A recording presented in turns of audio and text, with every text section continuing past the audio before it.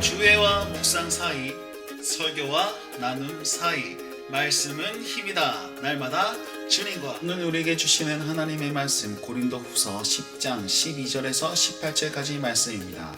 우리가 세상을 살다 보면요, 항상 비교하게 되어 있습니다.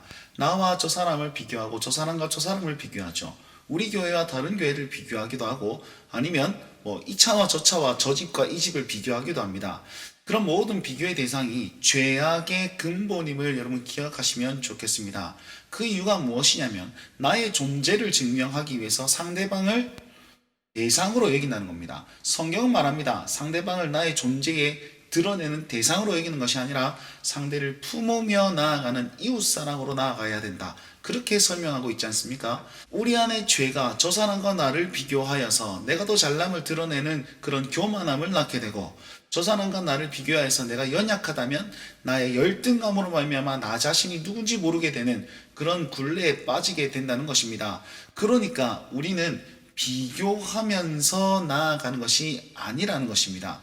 오늘 사도 바울이요, 9장까지는 고린도 교인들에게 권면했다면, 이제는 10장부터 13장까지는 자기를 대적하는 그 거짓 사도들과 거짓 사도를 따르는 자들의 그 주장에 대해서 반박하면서 그들을 책망하며 나아가고 있습니다. 그리고는 참된 신자와 그리스도인은 이렇게 사는 자다라는 것을 우리에게 가르쳐주고 있습니다. 12절 말씀 보시면은, 자기를 자랑하는 자들과 감히 짝하여 비교할 수 없노라, 이렇게 얘기를 합니다. 자, 이 말은 어디 비교의 대상을 들이느냐, 내가 거기 급이 아닌데 걔네들과 어떻게 나를 비교할 수 있느냐, 이런 뉘앙스가 아닙니다. 우리는 비교할 대상이 되지 못할 만큼 더 위대하다, 이런 뜻을 얘기하는 것이 아니고, 저들과 우리를 비교하지 말아라. 왜냐하면 기준이 다르기 때문에 비교 대상 자체가 될 수 없다, 이런 뜻입니다. 비교하지 말라는 것을 이렇게 표현하고 있는 것이죠. 이유가 뭐냐면요, 저들은 스스로를 자랑하고 우리는 주께서 나를 칭찬하시는 그것으로 인해서 드러날 뿐이지, 우리는 스스로 자랑하여서 서로 싸우는 게 아니다, 이렇게 얘기합니다. 자, 이 당시 거짓 사도들이 무엇이라 얘기했냐면, 자기들은 추천서를 가지고 있었습니다. 자, 봐라, 나는 공식 기관에서 고린도에서 설교할 수 있거나 아니면 어떤 사역을 할 수 있는 그런 추천서를 가지고 왔다. 나는 명백하게 이 추천서가 있기 때문에 여기에서 사역할 자격이 있는데, 사도 바울은 그게 없다, 이렇게 얘기를 하고, 그 다음에 자기가 기도를 했더니 방언이 나타나고 또 환상을 보게 되고 이런 메시지를 주었다. 그러니까 내가 진짜 사도가 아니냐, 이렇게 말합니다. 또한 자랑하는 것이 있는데, 나는 고린도에서 사역하기 위해서 저 먼 곳에서 열심히 와가지고 이곳에 왔다. 그러니까 내가 진짜 사도다. 그러니까 내 말을 들어라, 라고 하면서 미혹하고 있습니다. 거기에다가 사도 바울을 책망하고 질책하고 그를 까면서 자기를 더 드러내고 있죠. 비교하면서 자기를 드러내고 있습니다. 허나 사도 바울은 여기에 대해서 아무 일절 관여하지 않습니다. 말씀을 보시면, 그들은 지혜가 없다. 그러나 우리는 분수 이상의 것을 자랑하지 않는다. 저기에는 계속적으로 한계를 넘어서 자기를 드러내고 있는데, 나는 드러내지 않음으로써 나를 드러낸다, 이렇게 표현하는 것과 같습니다. 분수 이상의 자랑을 하지 않으며 하나님이 우리에게 나누어진 그 범위의 한계를 따라 여기까지 왔다, 이렇게 했습니다.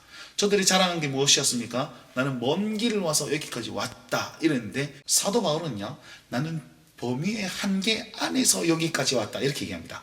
이 말이 무슨 말이냐면, 사도행전 15장에 보시면 예루살렘 공회에서 어떤 결정을 내리냐면, 와, 하나님께서 이방인에게도 구원의 길을 주셨구나. 그렇다면 우리가 그 구원을 받아들이자. 그것을 인정합니다. 그러나 이방인의 어떤 습관들 몇 가지를 주의하면서 이것을 받아들이자.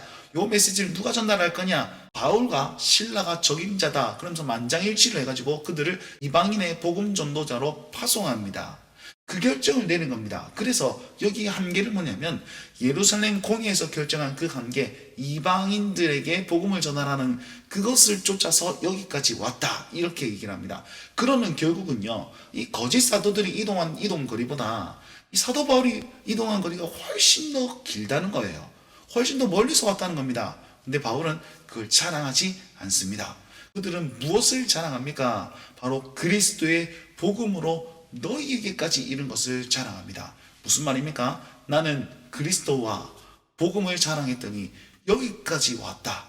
그래서 나는 너희들에게 미치지 못할 자가 아니요 스스로 지나쳐 나아가는 자가 아니라 너희에게 그리스도와 복음을 전할 합당한 자다. 이 사실을 얘기하고 있습니다. 우리는 무엇을 마음에 품고 무엇을 자랑해야 됩니까? 사도 바울과 동일하게 그리스도와 복음을 자랑해야 됩니다. 사도 바울이 그렇게 했더니 고린도까지 이르렀고 이후로는 자기가 자랑하지 않아도 복음이 스스로를 드러내는 그런 일들을 경험하게 됩니다. 16절에 보니까 분수 이상의 것을 자랑하거나 아니면 남이 이루어 놓은 어떤 것을 자랑하지 않고 그리스도와 복음만을 들고 여기까지 왔더니 이제는 그 복음이 지역을 넘어서 나아가고 있다. 그 사실을 지역을 넘어 복음을 전하려 함이라 이렇게 표현했다는 것입니다.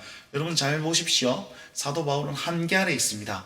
그리고 분수의 이상의 것을 자랑하지 않습니다. 그랬더니 복음이 이들을 자랑하고 복음이 더 자기를 자랑하고 복음이 스스로를 드러내고 있습니다. 이 거짓 사도들은요, 자기의 것도 자랑하고 자기가 하지 않은 것도 자랑하며 자기 신비적인 능력도 자랑합니다. 한계를 넘어서는 어떤 것을 계속 드러내려고 합니다. 그러나 그 안에는 복음이 없고 오히려 분쟁이 있고 자기만 드러내는 그런 악함이 나타나게 되는 거죠. 그래서 사도 바울이 뭐라고 얘기합니까? 옳다 인정함을 받는 자는 자기를 칭찬하는 자가 아니요 오직 주께서 칭찬하는 자니라 이렇게 말합니다.